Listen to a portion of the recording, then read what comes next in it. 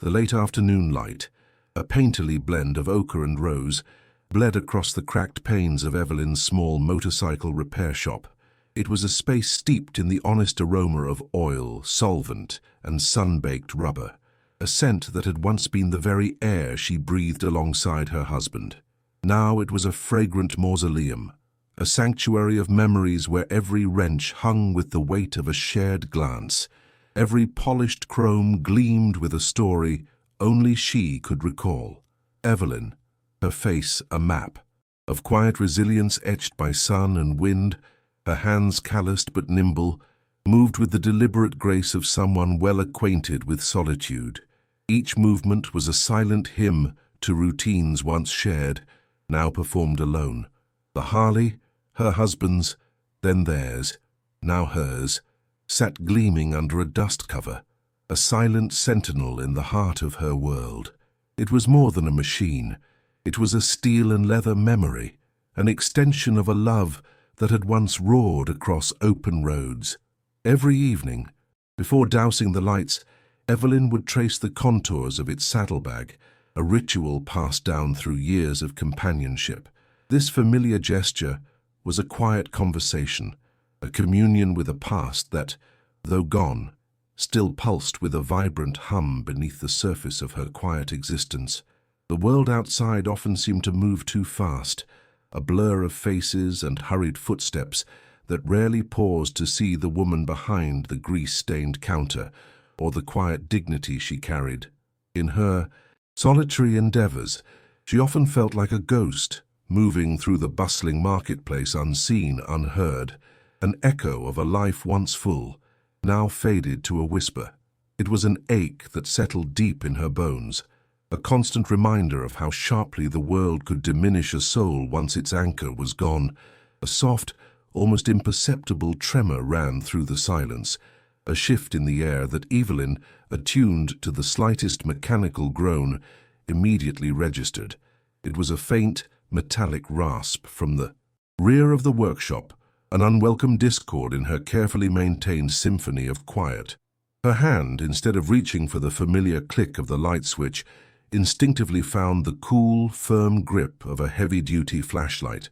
Her heart, a seasoned traveler through grief's winding paths, quickened its beat, not with fear, but with a weary readiness. She moved with a measured slowness, each step a deliberate push against the settling dust of her quiet life. The beam of the flashlight, a solitary spear cutting through the encroaching shadows. Behind the shop, where the fence met the dense overgrowth, a figure hunched in the dim moonlight. The silhouette was young, slender, and desperately frantic, wrestling with the heavy padlock that secured the rear gate where her Harley, a sentinel of chrome and memory, often rested overnight. The intruder, caught in the sudden, sharp glare of Evelyn's flashlight, froze like a deer in the harsh glow of headlights. He was barely out of adolescence, his clothes ragged, his eyes wide with a desperate, hunted look that spoke of countless nights spent under indifferent skies. He flinched, shielding his face, a raw vulnerability exposed by the unexpected light. "Hey!" Evelyn's voice, though firm, lacked the expected anger, carrying instead the resonance of a tired truth. "That motorcycle isn't what you're looking for." The young man, startled, stumbled backward, a clumsy effort to escape. He tripped over a loose paving stone, collapsing in an ungainly heap. Evelyn approached slowly, her steps deliberate, her gaze unwavering.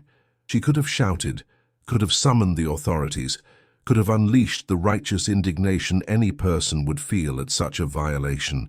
But as she stood over him, she saw not just a thief but a reflection of a deeper, more pervasive hurt. She saw the hollows under his eyes, the thinness of his frame, the way his shoulders curved inward as if to protect a perpetual ache. She saw the profound lostness that often went unnoticed by a world too busy to truly look. "If you're going to run, at least look me in the eye," she said, her voice softer now, a gentle command rather than a threat. He hesitated, his gaze still fixed on the ground, his body language a testament to learned evasion. He mumbled a barely audible confession. I just wanted to sell it. I didn't mean to hurt anyone." Evelyn watched him for a long moment. The silence between them stretched thin as an old memory. A faint, almost forgotten image flickered in her mind. Her husband, strong and vibrant, his hand resting on her back as they surveyed a newly fixed engine, a silent promise of shared competence. That memory, usually a source of quiet sorrow, now seemed to offer a different kind of strength, a wellspring of understanding. She saw the desperation in the young man, the gnawing hunger that drove him to trespass, and an instinctive, ancient empathy stirred within her. She recognized the kind of brokenness that couldn't be mended with a wrench, but perhaps with a different kind of tool. Then slowly, deliberately, Evelyn extended a hand. It was not a hand for judgment or retribution, but for offering. "You're hungry, aren't you?" she asked, the words carrying an unexpected softness, a quiet invitation that hung in the night air. The young man remained silent, his eyes now lifted slightly, still wary, but a flicker of something new, something fragile, had ignited within their depths. Minutes later, the stark fluorescent glow of the workshop illuminated a scene utterly devoid of the tension that had gripped the fading evening. The young man, Dean, sat on an overturned oil drum, hunched over a steaming bowl of soup. Each spoonful was devoured with a ravenous hunger that bespoke not merely an empty stomach, but a deeper, more profound emptiness. His movements were quick, almost desperate, as if fearing the meal might vanish as suddenly as it had appeared. Evelyn watched him, from across a workbench cluttered with tools and parts, her presence a quiet anchor in the suddenly warm space. Her gaze was not one of judgment, but of observation, a discerning eye that had spent a lifetime studying the mechanics of things, and now, perhaps, the mechanics of a lost soul. The rich, earthy aroma of the soup, made from vegetables pulled from her small garden, filled the air, mingling with the metallic tang of the garage, a strange but comforting blend of sustenance and industry. She felt a ghost of a touch on her own hand, a familiar warmth that was not there yet deeply present. It was the echo of her husband's calloused hand, guiding hers over a stubborn bolt, his patient breath against her ear as he murmured instructions. The soup, a recipe he had loved, was a ritual she kept alive, a small act of domestic defiance against the encroaching tide of loneliness. She remembered a cold, blustery evening, years ago, when her husband had brought home a stray cat, shivering and starved. He had fed it quietly without a word, and the animal had become a fixture in their lives, a testament to the transformative power of simple kindness. Dean, in his raw, unmasked need, evoked a similar primal instinct within her, not pity, but a recognition of vulnerability. "What's your name?" she asked, her voice a low murmur, careful not to startle him further. "Dean," he replied, his voice a raspy whisper, his eyes still fixed on the bowl. He seemed to shrink into himself, a fragile vessel unwilling to invite further scrutiny. Evelyn nodded slowly. "Well, Dean," she continued, her gaze sweeping over the tools, the disassembled engines, the organized chaos of her workspace. "In here, no one needs to steal to survive. We fix what's broken." The words hung in the air, a quiet manifesto, a challenge offered with unexpected grace. It was more than a statement about the garage. It was a philosophy, a whisper of a different way of being, one where repair, not discard, was the fundamental principle. Dean stirred, a flicker of something unreadable passing across his face, a raw mix of shame and a nascent, almost imperceptible curiosity. The next few days unfolded with a fragile, unspoken understanding. Dean returned, first with a cautious hesitation, hovering at the periphery, then with a tentative curiosity, drawn by an invisible thread. He would appear at the garage door, his presence a question mark against the backdrop of Evelyn's methodical work. She didn't pry. She simply gave him small tasks, quiet invitations to participate. "Hand me that wrench, please, the crescent one," she might say, her voice calm, her eyes never leaving the intricate work of an engine. Or, "Could you wipe down these spark plugs? Careful, they're delicate." He started by merely going through the motions, his hands fumbling, his mind seemingly elsewhere, a phantom presence. His initial efforts were marked by a lack of focus, a quick glance at the door as if poised for flight. Yet Evelyn observed, with the patience of someone who understood that healing, like mechanics, was a process of careful calibration. She recognized the subtle shifts, the way his fingers, initially clumsy, slowly began to grasp the tools with a bit more confidence. The faint, almost imperceptible tilt of his head when she explained a particularly complex part, a sign that he was actually listening, not just hearing. She saw the hesitant spark of interest in his eyes as a corroded piece of machinery began to take on a new life under her skilled hands. It was a slow, arduous process, a quiet excavation beneath layers of neglect and learned helplessness. One overcast afternoon, as Evelyn carefully cleaned the intricate workings of a carburetor, Dean, who had been idly polishing a chrome exhaust pipe, murmured, "You really know what you're doing, don't you?" It wasn't a question, but an observation, tinged with a raw, unadorned respect. Evelyn paused, her gaze resting on the delicate brass needle valve. "It's a language," she replied softly, "the language of how things work, how they breathe, how they move.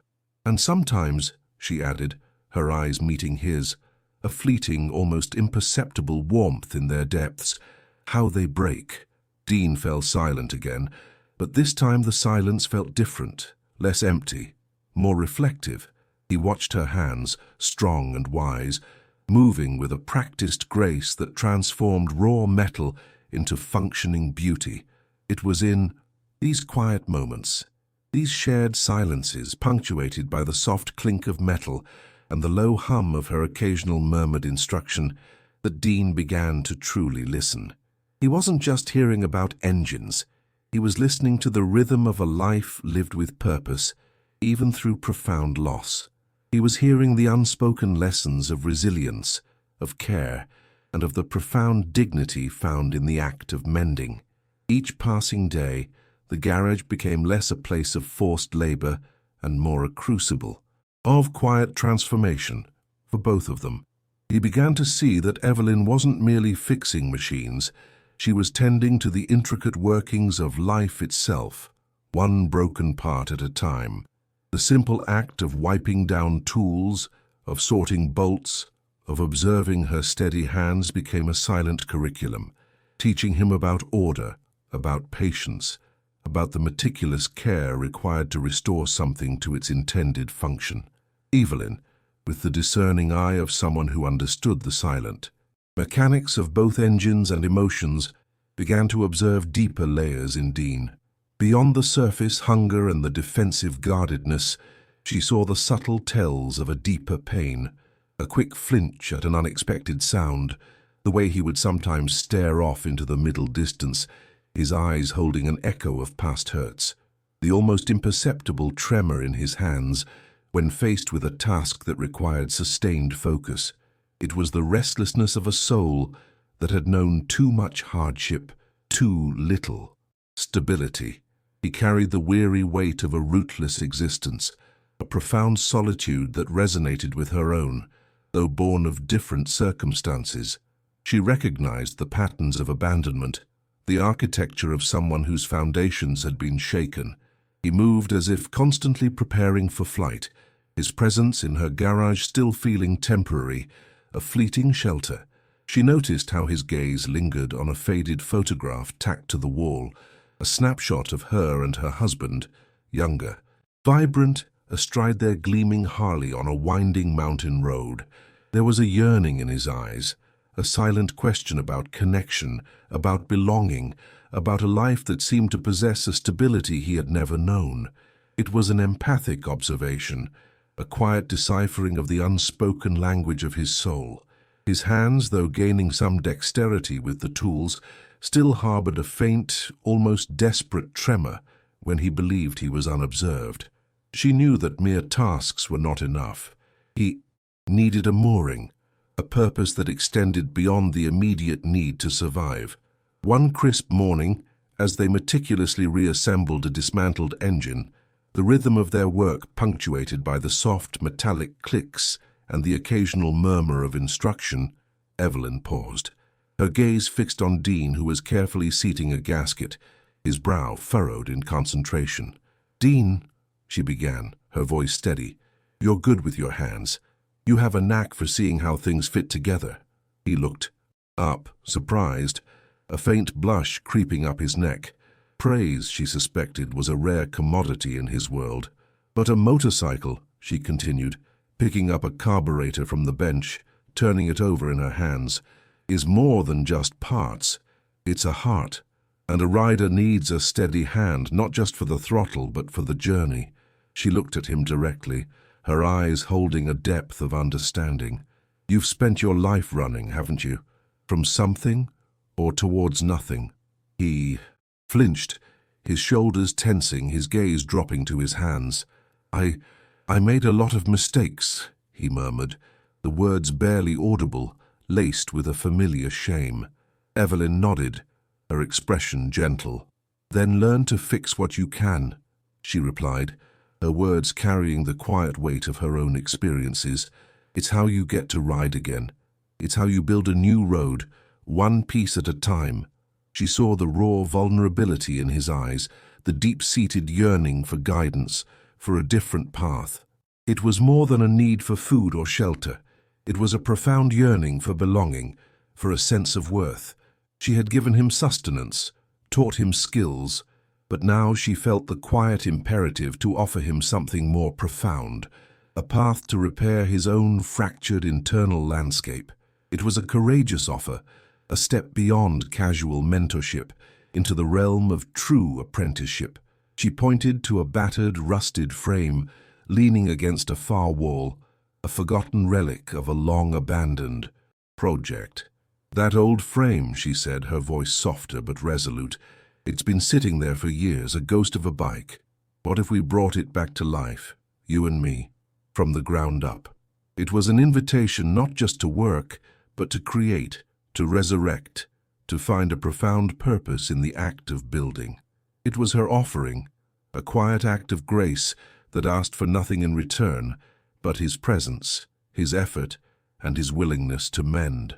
Dean stared at the frame, then back at Evelyn, a slow dawning of comprehension in his eyes. He hesitated, his internal compass recalibrating, a silent battle between ingrained mistrust and a burgeoning hope. Then, a slow, tentative nod. It was a gesture of profound trust, a fragile bridge built between two souls who understood the language of broken things. Months unfolded within the rhythmic cadence of their work. Dean, no longer a transient figure, became a fixture in the garage.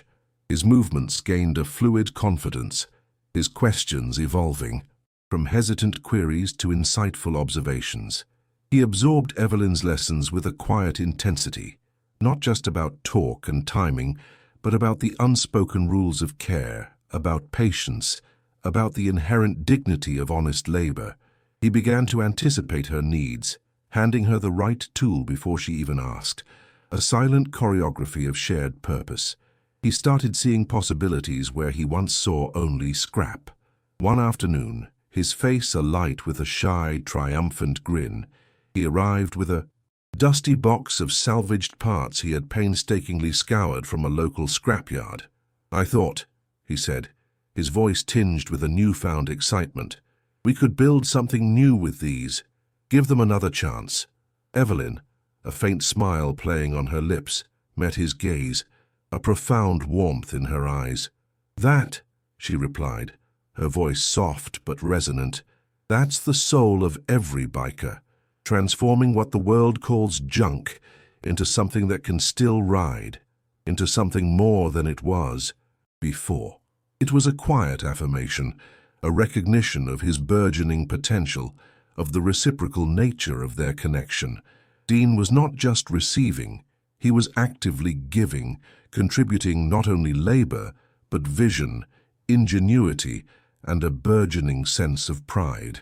Their shared project became a living metaphor for their intertwined journeys, a testament to the powerful, healing alchemy of connection. Pause a moment. Which of your talents lies dormant, waiting for the right person to awaken? Share that small magic in the comments. The garage, once Evelyn's solitary sanctuary, began to subtly hum with a new collaborative energy. The sounds of two sets of hands working in harmony, the careful clink of wrenches, the low growl of a grinding wheel, the rhythmic tap of a hammer, replaced the mournful quiet. Dean, no longer a shadow, moved with a burgeoning confidence, his silhouette no longer hunched but straightened by purpose. His laughter, initially a rarity, now occasionally, echoed through the space, light and unburdened. This shift did not go entirely unnoticed by the outside world, a world Evelyn had long perceived as indifferent, rushing past her as if she were a forgotten landmark. Old Man Hemlock, who ran the auto parts shop 2 blocks over, had been Evelyn's supplier for decades.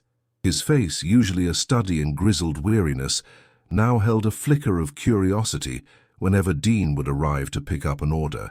Dean, once avoiding eye contact, now greeted him with a polite nod and a confident request for specific components.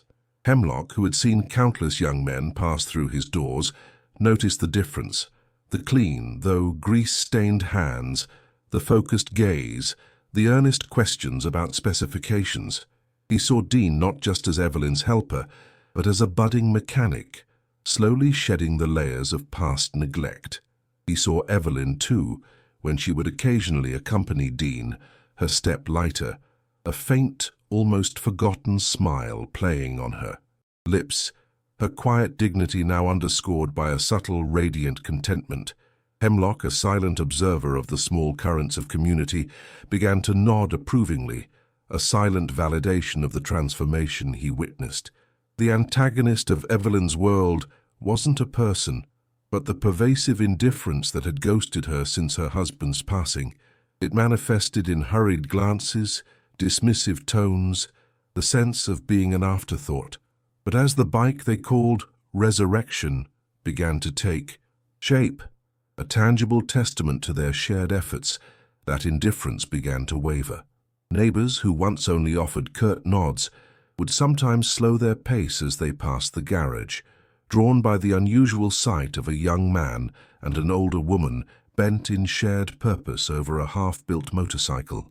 The scent of freshly welded metal mingled with Evelyn's occasional baking, warm, comforting aromas she now shared with Dean, wafted through the air, an unexpected invitation. One afternoon, a sharp-suited property manager from a nearby commercial complex, a man named Mr. Finch, known for his efficiency and lack of sentiment, stopped by. He had a reputation for being meticulous to the point of being cold, a stickler for rules and appearances. He had, in the past, given Evelyn brisk reminders about minor infractions, like stray oil stains on the pavement. Now, he approached with a stiff-backed formality, his eyes scanning the garage. "Mrs. Holloway," he began, his tone clipped, "I've been receiving inquiries about the additional home activity and the appearance of a permanent assistant." His words, though not overtly hostile, carried the implication of disruption, of an unwelcome deviation from the established order. Evelyn, wiping grease from her hands with a rag, met his gaze without flinching. Her spine, usually slightly curved by the weight of years and loss, seemed to straighten imperceptibly. "Mr. Finch," she replied, her voice calm, devoid of defensiveness, "Dean here, is my apprentice. We are restoring this motorcycle, a project that brings purpose to discarded parts and, I believe, to lives." She gestured to the nascent frame of Resurrection, a raw symphony of chrome and steel. "We are fixing what is broken, Mr. Finch, and in doing so we are creating something new, something that adds value, not detracts from it." There was no anger, no raised voice, only an unshakable, quiet dignity that disarmed his bureaucratic bluster. Her quiet conviction, a silent force, was a gentle but firm boundary.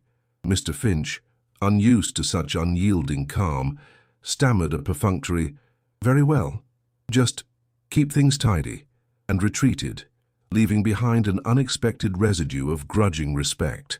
The Harley, Evelyn's original, the potent symbol of her past, began to undergo its own subtle transformation.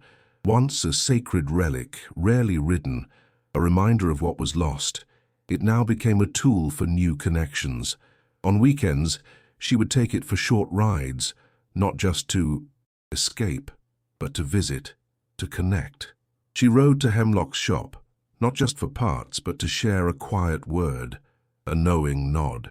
She rode to a local park, where Dean, on her rare days off, was beginning to teach a few neighborhood children how to fix their bicycles, passing on the quiet wisdom Evelyn had instilled in him.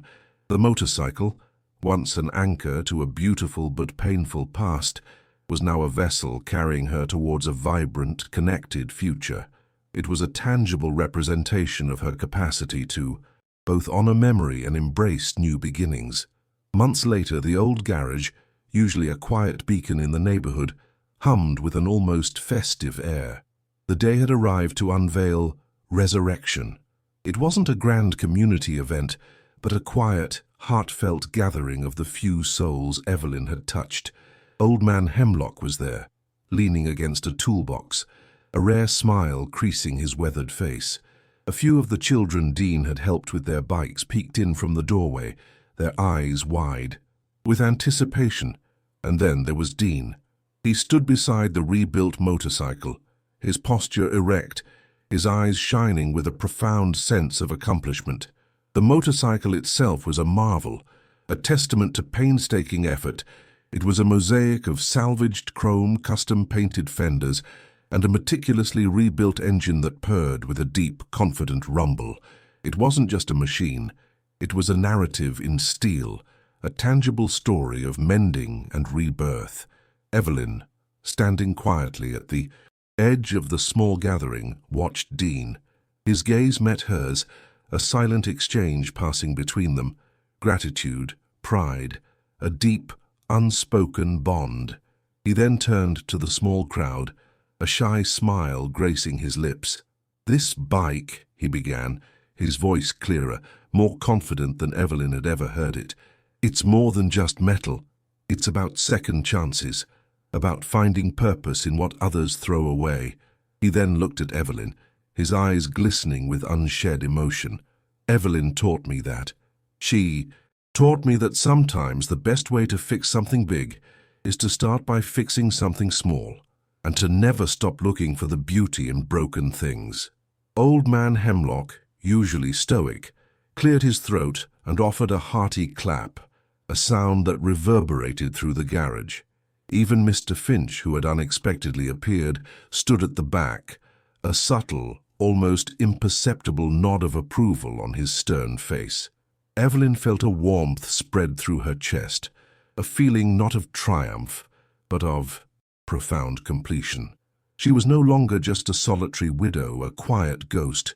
She was a weaver of connections, a catalyst for transformation. Dean, with a newfound confidence, swung his leg over the saddle. The engine roared to life, a powerful, resonant sound that filled the garage not with noise but with the melody of new beginnings. He revved the engine, a triumphant gesture, and with a final, grateful glance at Evelyn, he rode out of the garage, the bike gleaming under the afternoon sun, a symbol of his restored life. In the days that followed, Dean's presence, though physically absent, echoed in the purposeful hum of the garage. Evelyn often saw him from a distance, coaching another young person with a broken bicycle chain or offering a tip to a novice rider at a quiet intersection. The lesson had taken root, the circle of kindness expanding, a testament to the profound power of quiet mentorship. He was no longer trying to steal his way out of desperation. He was building his way forward, one act of shared knowledge at a time. The road stretched out before him, no longer an escape route, but a journey of his own making, fueled by the quiet strength of what Evelyn had taught him. That evening, the garage settled back into its familiar quiet, but the silence was different now. It no longer carried the heavy weight of absence, the mournful echo of a past that refused to fade. Instead, it felt imbued with a new kind of presence, a peaceful hum that resonated with the memory of Dean's earnest laughter, the shared focus over a stubborn engine, the triumphant roar of resurrection as it pulled away. Evelyn moved through the space, her hands idly tracing the polished chrome of her own Harley, her fingers lingering on the familiar imperfections that told stories of countless journeys with her husband. The scent of oil and metal still clung to the air, but now it was sweetened by the lingering ghost of fresh-baked bread, a tangible reminder of the shared meals, the quiet conversations. She remembered the feeling of sitting alone in the evenings, the silence pressing in around her like a physical shroud, each creak of the old wooden rafters a painful reminder of what was no longer there. The tools on the workbench, once symbols of a shared craft, had become silent sentinels of her solitary grief. The world outside had seemed to accelerate, leaving her behind in a haze of indifference, her existence fading into the background. She was a widow, an older woman, rendered invisible by a society that often overlooks those who carry the quiet weight of memory.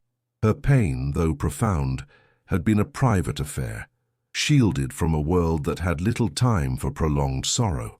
Now, as she sat on an overturned bucket, gazing at the empty space where resurrection had once proudly stood, a profound sense of continuity washed over her. It was not loss she felt, but a deep, abiding connection, a quiet understanding that threads of purpose, once woven, do not easily break. The departure of Dean was not an ending, but a continuation, a testament to the enduring power of empathy and the transformative nature of giving. She had mended a motorcycle, but in doing so, she had also mended a fragment of her own soul, finding a new rhythm for her heart in the selfless act of guiding another's journey. Her hands, once simply skilled at repair, had become conduits of healing, extending not just mechanical expertise, but also a gentle hand of hope and belonging. The silence that enveloped her now was rich and full, not empty. It was filled with the memory of Dean's hesitant trust, his burgeoning confidence, the quiet satisfaction of seeing a lost soul find its compass. It held the echo of their shared triumph, the tangible proof that kindness, when offered without expectation, could indeed build something new and enduring from the discarded fragments of life. It was a silence that spoke of potential, of open roads, of the quiet strength found in knowing that one had made a difference, however small, however unseen by the wider world. The feeling of invisibility that had once been a constant companion had receded, replaced by a quiet, inner knowing of her own profound impact. The lessons learned for both of them were etched not in words, but in the intricate workings of a rebuilt engine, in the steady gaze exchanged over a shared meal, in the transformation of a lost young man into a purposeful artisan.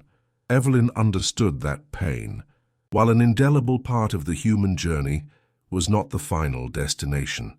It could, if nurtured with compassion and quiet resilience, become the fertile ground from which new growth emerged, unexpected and vibrant. The scars of loss, though still present, no longer defined her. They had become the contours of a landscape rich with experience, guiding her hand as she sought to mend not just machines, but also the delicate, often fractured mechanisms of the human heart. The world, in its indifferent rush, might still overlook her, but she no longer overlooked herself or the quiet power she possessed. The wind, a familiar companion from countless rides, whispered through the open door of the garage, stirring the hanging tools with a gentle chime. It carried with it the distant murmur of the world outside, but Evelyn heard it differently now. It was no longer a lament for what was lost, but a living breath, a soft affirmation of continuity, and enduring hope. The dust motes, dancing in the late evening light that slanted through the window, seemed to shimmer with a new kind of vitality, no longer just suspended particles, but tiny specks of possibility, of light found even in the quietest corners. She stood, picked up her helmet, its worn surface bearing the marks of 1,000 journeys, and slowly, deliberately, placed it on her head. The familiar weight was comforting, a tangible connection to her own enduring spirit. The engine of her Harley coughed to life with a satisfying rumble, a sound that had been the heartbeat of her past, now resonating with the promise of a future yet unwritten. The vibrations thrummed through her, not as a reminder of solitary grief, but as a pulse of quiet joy, a confirmation that her own rhythm had found its way back to a steady, purposeful beat.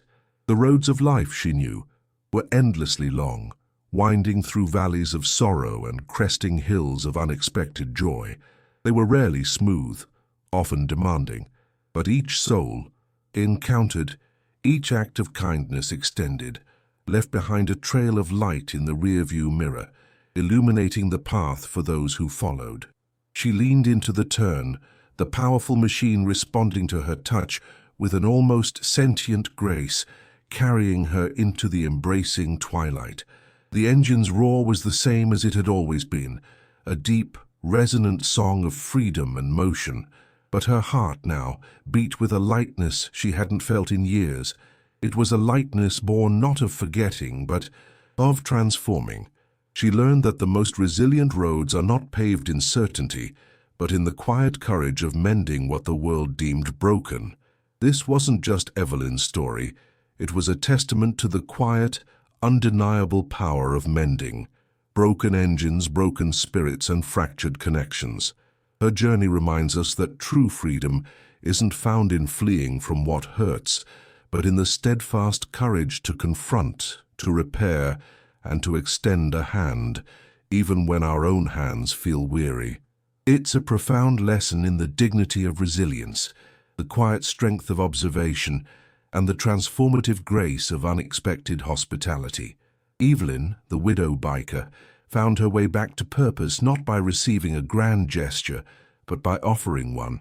A bowl of soup, a place in her garage, a patient mentorship. She saw beyond Dean's desperate act to the deeper human need beneath, and in doing so, she unlocked a new chapter in her own story. Her life, once dimmed by loss and the world's indifference, began to shine anew, fueled by the quiet satisfaction of rebuilding, of guiding, of connecting. Her journey is a gentle whisper, reminding us all that within each of us lies the capacity to mend, to heal, and to grow, not despite our scars, but often because of them. It prompts us to look beyond the surface, to recognize the unseen battles, and to offer that small, unexpected kindness that can shift the course of a life. It urges us to find our own strength in the quiet acts of giving, to believe in the enduring power of humanity, and to trust that even in our most vulnerable moments, we hold the potential to inspire profound change. This was her soul's spring. If her story watered something in you, if it stirred a dormant hope or ignited a quiet resolve, let us know. Leave a flourish in the comments below so we know you're here, listening and reflecting. Share what you've learned, what quiet act of mending resonated most deeply. Don't let your own story wither in silence.